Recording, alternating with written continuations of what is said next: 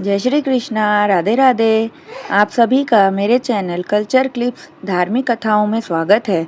दोस्तों, आज हम श्रीमद् भगवद गीता का 5वां अध्याय कर्म संन्यास योग पढ़ेंगे व उसका महत्व भी सुनेंगे। अगर आपने पिछले 4 अध्याय नहीं सुने हैं तो वह आप हमारे चैनल पर डिस्क्रिप्शन बॉक्स में लिंक उपलब्ध है, वहाँ से आप सुन सकते हैं। चलिए 5वां अध्याय शुरू करते हैं। कर्म संन्यास योग। अर्जुन ने श्री कृष्ण भगवान से कहा, हे कृष्ण जी, हे केशव, हे माधव, पहले तुमने कर्मों का त्याग करने को कहा, फिर कर्म की प्रशंसा करते हो। हे प्रभु, हे वासुदेव, इन दोनों में से जो अधिक हितकर है, कृपा करके आप वह एक बात निश्चय करके मुझसे कहिए।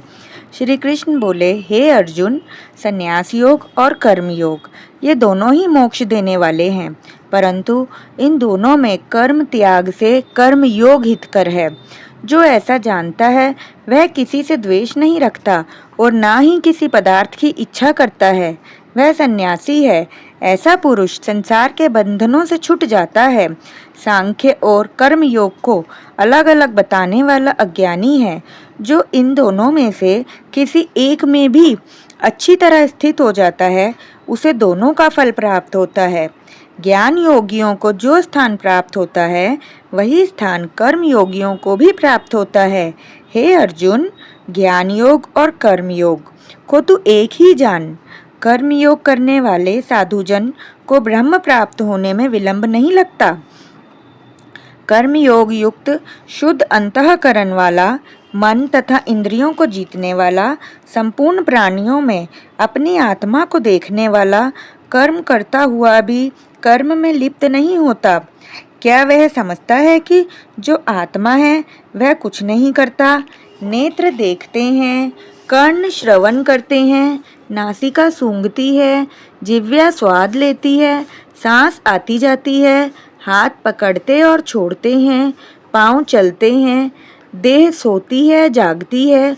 जो ये समझते हैं कि ये सभी इंद्रियां अपने अपने विषयों में बरतती हैं और जो आत्मा राम हूँ, मैं अकर्ता हूँ, इन सब से अलग हूँ, जो इस भांति आत्मा को समझे और इंद्रियों से कर्म करे, उसे मनुष्य को किसी कर्म किए का दोष नहीं लगता। जैसे जल में कमल निर्लेप और न्यारा है, वैसे ही वह पुरुष भी वासना से न्यारा है।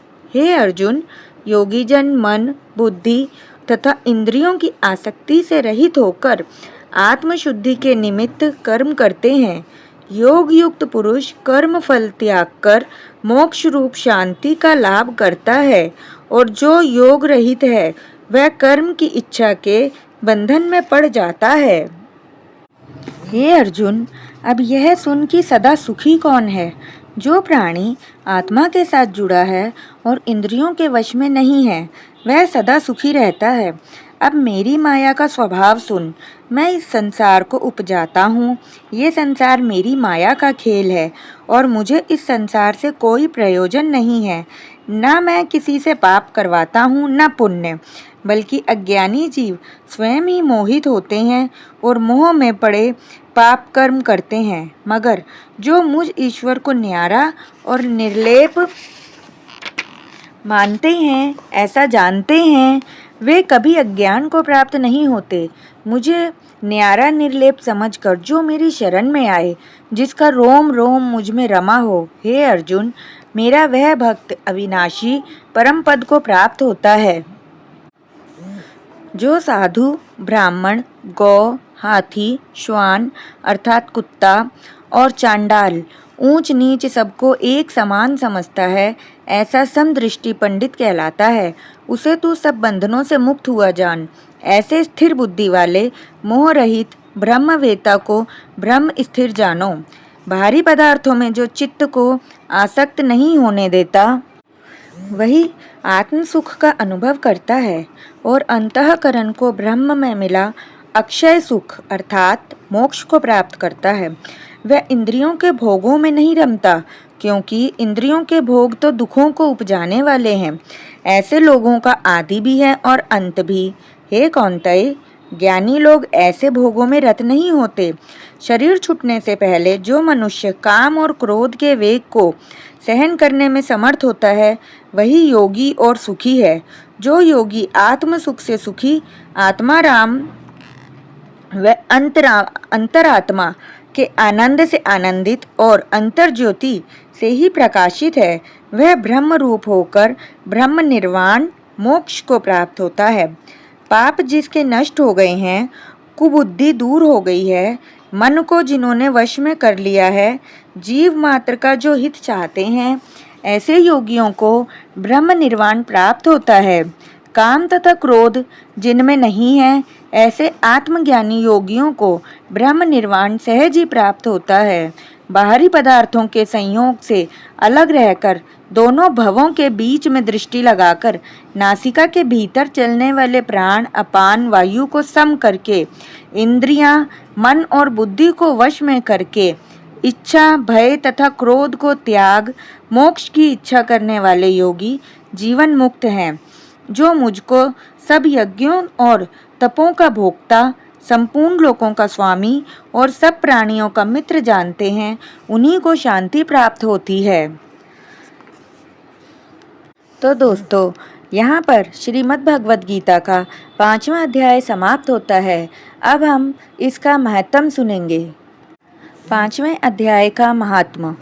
श्री भगवान जी बोले, हे लक्ष्मी, अब 5वें अध्याय का महात्मा सुनो। पिंगल नाम का एक ब्राह्मण अपने धर्म से भ्रष्ट हुआ। वह कुसंग में बैठ मच्छी मांस खावे, मदिरा पान करे, जुआ खेले। देवयोग से वह पिंगल एक राजा के यहाँ नौकर हो गया। राजा के पास और लोगों की चुगलियां किया करे। इसी प्रकार कुछ दिन गुजर गए और राजा की नौकरी करते हुए वह धनी हो गया। तब वह अपना उसने विवाह कर लिया, परंतु उसकी स्त्री व्याभिचारिणी आई। वह स्त्री को मारता था, जिससे दुखी होकर उसकी स्त्री ने उसे विष दे दिया और वह ब्राह्मण मर गया। मरने के बाद उस ब्राह्मण ने गिद्ध का जन्म पाया। कुछ समय बाद वह स्त्री भी मर गई और उसने तोते का जन्म पाया। तब वह एक तोते की स्त्री हुई। एक दिन उस तोती ने तोते से पूछा, हे तोते, तूने तोते का जन्म क्यों पाया? तोता बोला, हे तोती, मैं अपने पिछले जन्म की कथा सुनाता हूँ। मैं पिछले जन्म में ब्राह्मण था, अपने गुरु की बात नहीं मानता था। मुझको गुरु जी ने श्राप दिया कि जा तू तोते का जन्म पाए। इस कारण मैंने तोते का जन्म पाया। अब तू बता, तू किस कारण से तोती हुई? उसने कहा, मैं पिछले जन्म में ब्राह्मणी थी। एक दिन मैंने अपने पति को विष दे दिया और वह मर गया। तोते ने कहा, तू बहुत बुरी है, जिसने अपने ही पति को विष दे दिया। एक दिन वह तोती वन में बैठी थी कि वहाँ गिद्ध आया। उस गिद्ध ने तोती को पहचान लिया और वह गिद्ध तोती को मारने चला। आगे आगे तोती, पीछे पीछे गिद्ध। जाते जाते तोती एक शमशान भूमि में थक कर गिर पड़ी। वहाँ एक साधु का दाह हुआ था। साधु की खोपड़ी वर्षा के जल के साथ भरी हुई थी। वह उसमें गिरी। इतने में वह गिद्ध आया और तोती को मारने लगा। उस खोपड़ी के जल के साथ उसकी देह धोई गई और दोनों आपस में लड़ते लड़ते मर गए। इस प्रकार अधम देह छोड़कर देव देही पाई और विमानों में बैठकर बैकुंठ को चले गए। वह खोपड़ी एक साधु की थी, जो नित्य ही गीता के 5वें अध्याय का पाठ किया करता था। वह परम पवित्र था। उसके जल में वे दोनों ही पवित्र हो गए। जो प्राणी श्री गंगा जी का स्नान करके श्री गीता जी का पाठ करते हैं, वे बैकुंठ को प्राप्त होते हैं। हे लक्ष्मी, यह गीता जी के 5वें अध्याय का महात्म्य है जो तुमने श्रवण किया। बोलो श्री सच्चिदानंद भगवान की जय। तो यहाँ पे गीता के 5वें अध्याय का महात्म्य समाप्त होता है। अगर आपको मेरी वीडियोस अच्छी लग रही हैं तो आप वीडियो को लाइक कीजिए और चैनल पर नए हैं तो चैनल को सब्सक्राइब कर लीजिए, जिससे आने वाली सभी वीडियोस का नोटिफिकेशन आप तक पहुंच जाए। राधे राधे।